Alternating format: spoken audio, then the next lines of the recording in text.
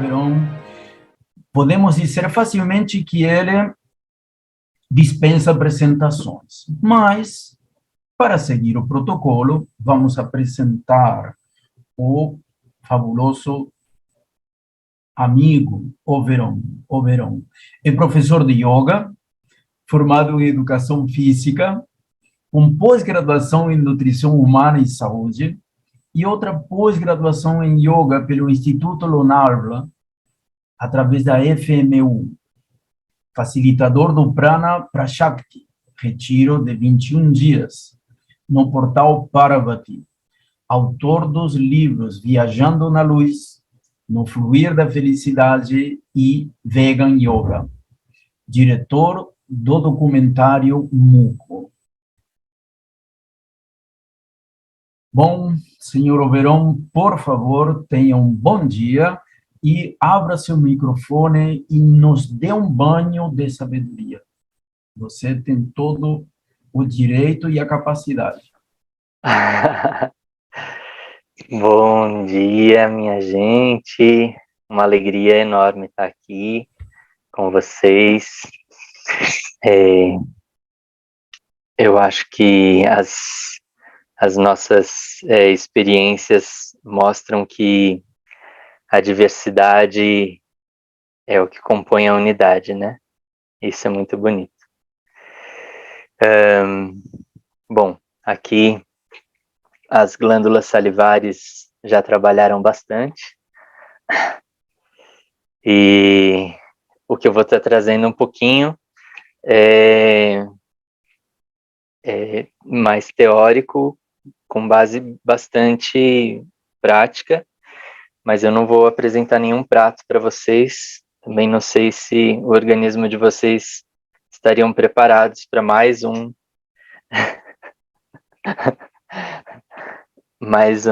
receita. Bom, também às vezes isso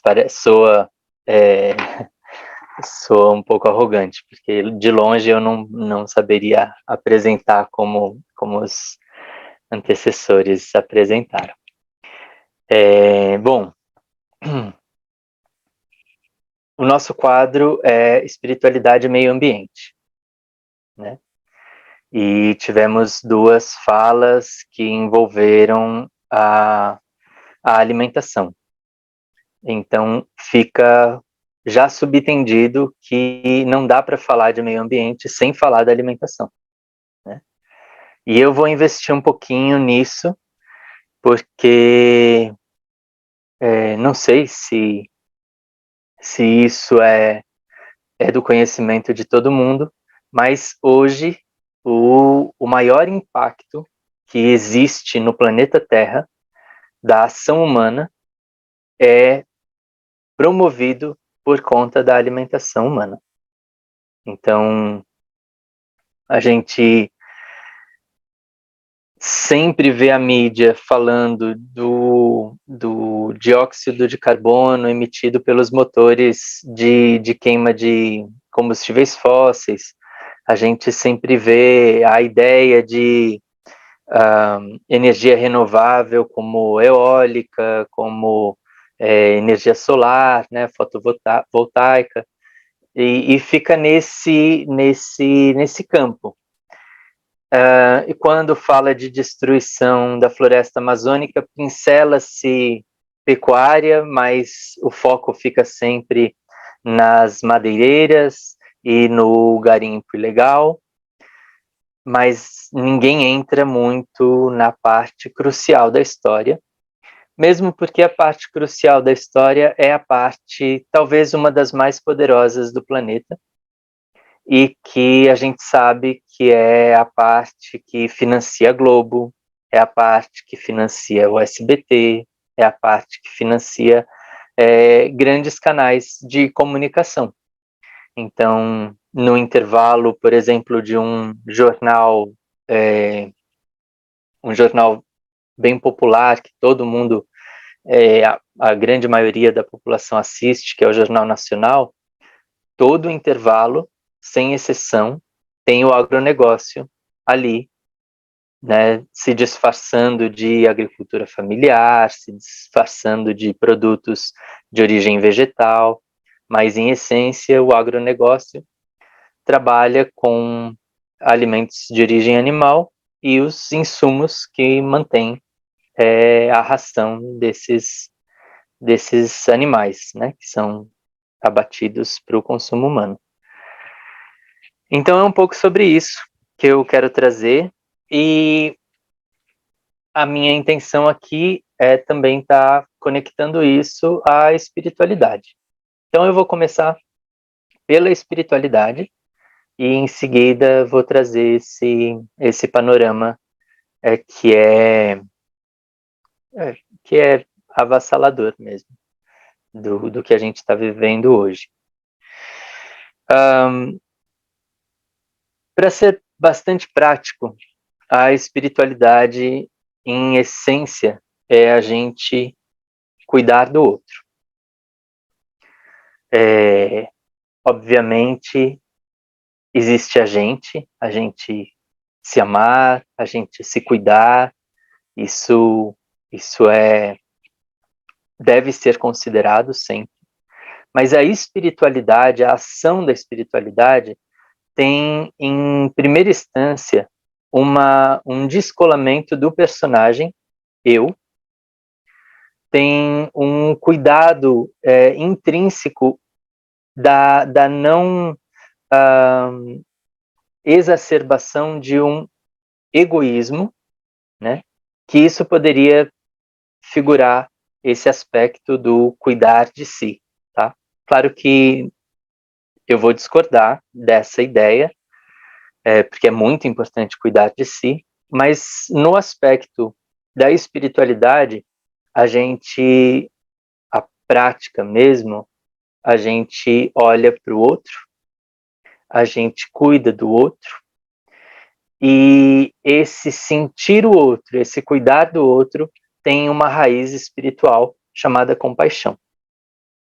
Então, ter a atenção, ter carinho, ter a gentileza, ter o cuidado, o tato para com o outro.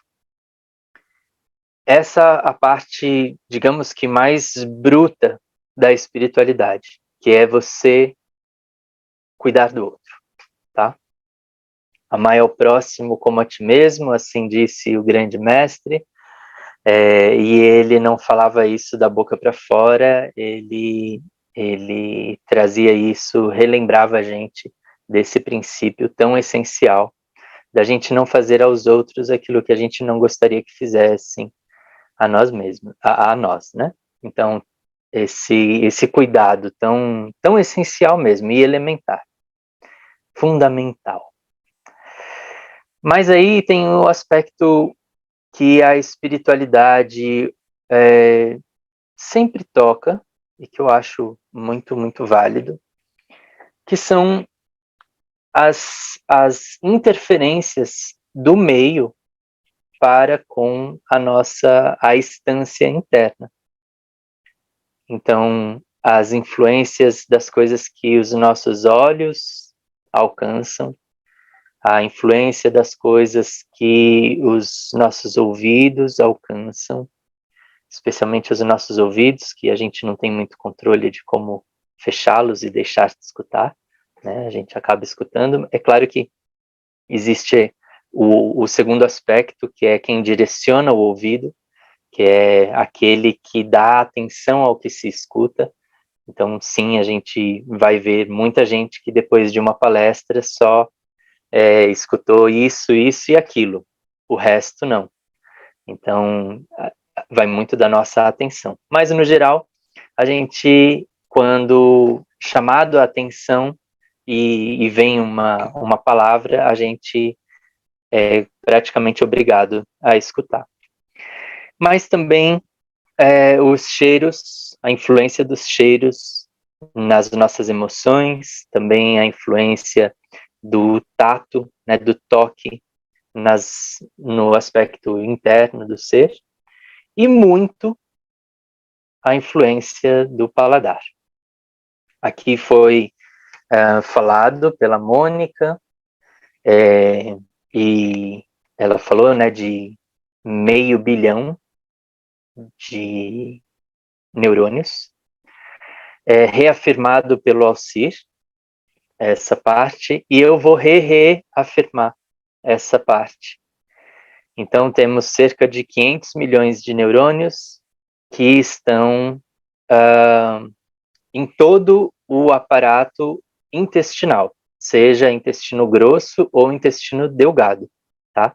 Essa conexão é bastante capilarizada, assim, e que está ligado ao nosso cérebro pelo maior nervo do nosso corpo, que é o nervo vago. Então, a influência que o nosso intestino, os nossos intestinos sofrem com o alimento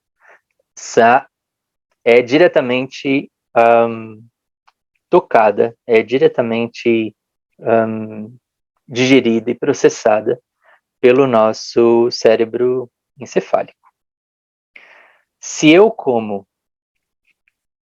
sofrimento, medo, tristeza, violência, eu penso sofrimento, medo, tristeza e violência.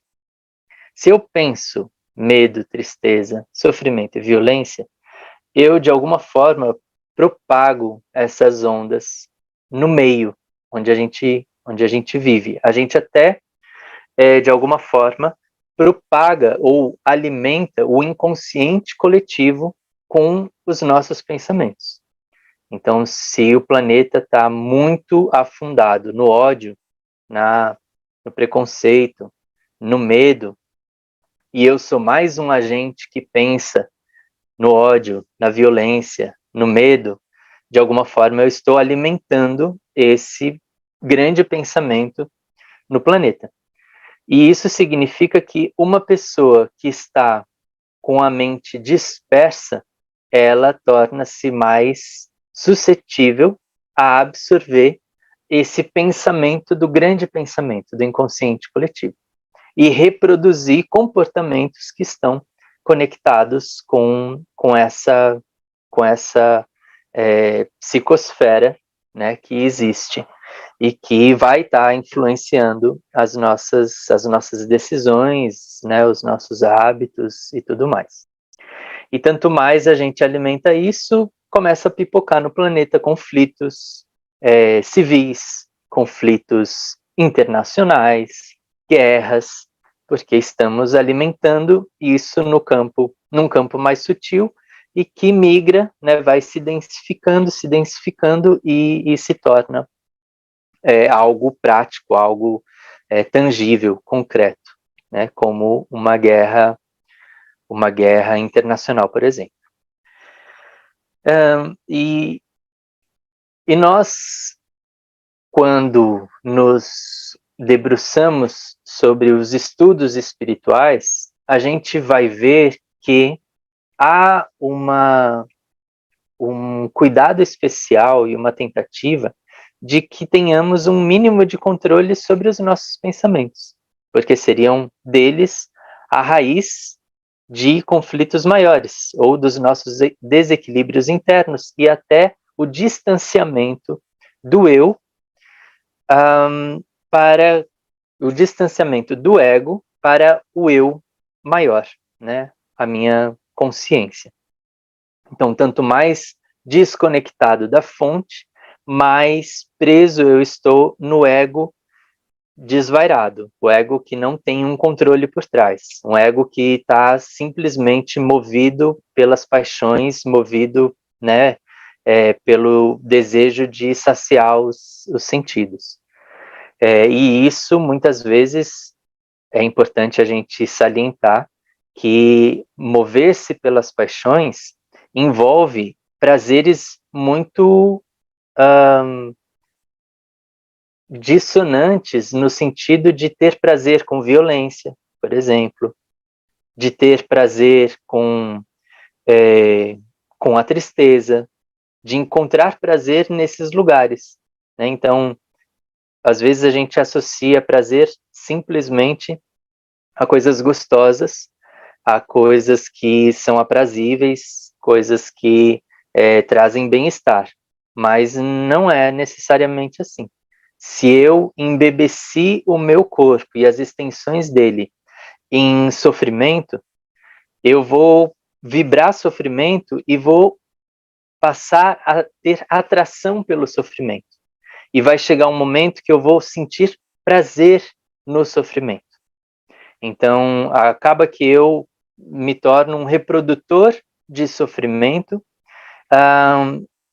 agindo de uma forma inconsciente, não como se eu estivesse fazendo alguma coisa errada, porque aquilo me dá prazer, então no outro deve ser bom também. E aí a gente tem uma série de pessoas feridas, machucadas por outras que às vezes inconscientemente atingiram desde um lugar de muito sofrimento pessoal, né? Só que sem a consciência disso. Não sei se eu me faço claro e entendível no que eu tô trazendo, mas a ideia de que a nossa sociedade, ela espiritualmente busca uma paz, busca a comunhão, busca a fraternidade, busca uma sociedade com o mínimo de sofrimento possível, ela é inerente em todas as tradições espirituais. E está presente também no desejo de todo buscador espiritual, de toda pessoa que está trabalhando a sua espiritualidade, há esse desejo de sim se conectar a esferas superiores, né, onde haja finalmente um recanto onde eu possa me entregar nessa paz, estar nesse estado de benevolência. Agora, a pergunta vai: como é possível a gente encontrar esse recanto, encontrar esse santuário interno de ternura, de paz, de harmonia, se as nossas ações, as nossas atividades afetam tão danosamente o meio em que a gente vive? Talvez isso seja um tanto quanto complicado a aceitar. E a maior parte da gente não aceita. Mas existe uma ideia de que é assim, né? Eu ando de carro, eu preciso ir trabalhar, eu preciso do carro. Então, vai estar poluindo o ar de qualquer jeito. A minha opção e mais confortável para mim, mais conveniente, é estar morando na cidade onde trata a água com cloro e são essas coisas que estão fora do meu alcance, e os produtos nas prateleiras precisam de uma embalagem plástica. Enfim, o que eu posso fazer, né? Existe sempre esse ponto. Mas existe um lugar que é, talvez, para estreitar o nosso cuidado da percepção do que seja o outro, é a gente entender que talvez nos falte nesse momento a ideia ou a imagem de que o planeta deve ser encarado como o outro, como o nosso próximo. Eu sei que numa esfera última nós somos o planeta, mas nesse aspecto do cuidar do outro, amar ao próximo como a ti mesmo, a gente deve incluir o planeta. A mãe Gaia, esse ser Gaia, né? De ter esse trato que seja gentil, que seja consciente, que seja amoroso, que seja pacífico, né? Existe essa necessidade. E se eu não tenho isso, quase que eu ignoro, né, o planeta, assim. Eu quero saber paz entre os humanos, mas assim, o planeta é o planeta, tá aí, para nos servir, a pessoa pode pensar, né? E aí tem o fator da interdependência, a gente depende da floresta, porque a gente depende da comida, e a floresta é a que dá chuva para eu ter a comida. Então, tem esses outros aspectos que eu acho que vale o carinho da gente se preocupar mais com o outro, pensando no planeta, né? E aí então eu entro nesse ponto, até para não tomar muito do tempo aqui. O ponto de que se eu reconheço tudo que existe sobre a litosfera, se eu reconheço como meu próximo a floresta, os rios, o ar, os mares, as colinas, os pampas, mas também os pássaros, também os répteis, também os mamíferos, os invertebrados. Se eu reconheço o humano como meu próximo, se eu tenho essa sensibilidade de reconhecer tudo como meu próximo, então, invariavelmente, a minha conduta nesse planeta vai ser mais cuidadosa. E tudo bem, realmente, algumas pessoas não podem mudar a questão do carro, por exemplo. Não pode mudar a questão das embalagens, por exemplo. Mas existe uma coisa que a gente pode fazer, que é a mudança de alguns hábitos dentro do meio que a gente vive, né? Eu sei que é chato e quem me acompanha sabe que sempre vai terminar nesse lugar. Mas há uma fuga intelectual e até uma fuga espiritual de desconsiderar aquilo que a gente come. E até se escoram em estruturas espirituais para justificar isso. Eu escutei sempre muito que o mal não é o que entra pela boca, e sim o que sai dela. E sempre veio de pessoas que realmente não tinham qualquer compromisso com a forma de se alimentar, e até se incomodava quando alguém trazia, né, essa questão. E eu vou aqui concordar com essa frase. O mal não é o que entra pela boca, e sim o que sai dela. No aspecto de que a comida, ela interfere pouco no caráter da pessoa. E você tem o direito de comer o que você quiser, desde que não gere sofrimento no outro, desde que não machuque o outro. Se aquilo que você está comendo gerou tortura, gerou sofrimento, então sim. Aquilo que você come é um problema. Mas não pelo fato de você comer, pelo fato do que foi feito para aquilo se tornar algo que você come. Então, eu tenho um pensamento que eu compartilho às vezes, que é mais ou menos assim, tá?